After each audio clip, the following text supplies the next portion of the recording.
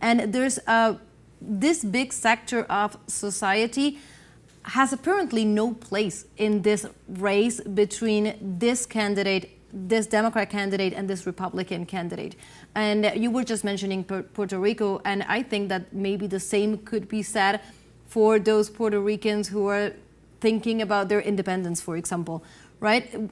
Puerto Rico was the topic of debate just days ago, as you were saying, and things were said, just to say the least, at the closing arguments of Donald Trump. Kamala Harris tried to step in and win that favor. But of course, none of these options are speaking to the Puerto Rican people who are, for example, trying to just be heard in their desire not to be a colony, for example. So in this position, in a system that leaves no option for these sectors of society that are politicized, that are mobilizing, that are looking for a political option, what could be done to channelize those intentions? That was a very, very big question, but I'm going to love answering this and breaking this down. When it comes to the topic of, well, I'll start with Puerto Rico, just because Puerto Rico, even today, they have historic elections for their governorship. Puerto Rico is a colony of the United States. I've had the opportunity to visit Puerto Rico. It's a very, very beautiful island.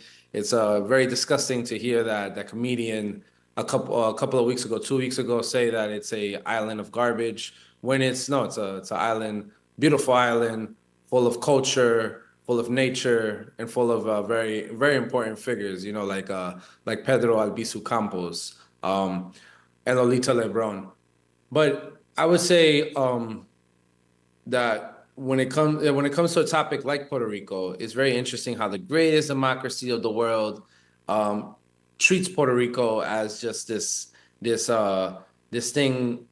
possession of, like, whether they want to use it or not, call it garbage or defend it.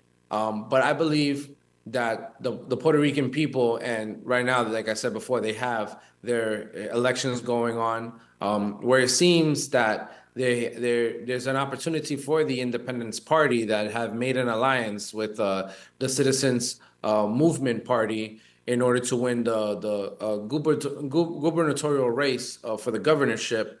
The candidate of Juan Dalmau that has promised to fight for the Puerto Rican people, fight against the corruption, fight against the imposed fiscal control board that was imposed by the Barack Obama administration.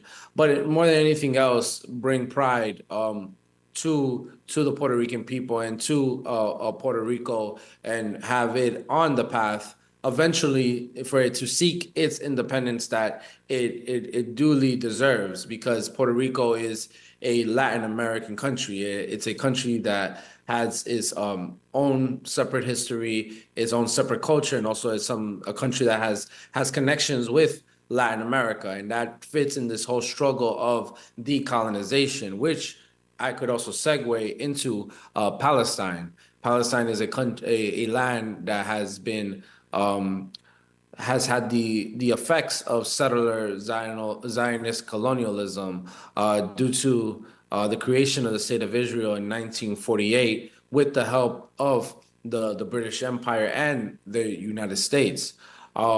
And the people of Palestine have always fought for their liberation, their recognition, and their existence. But as we see with this administration of Biden and Harris administration, they have stepped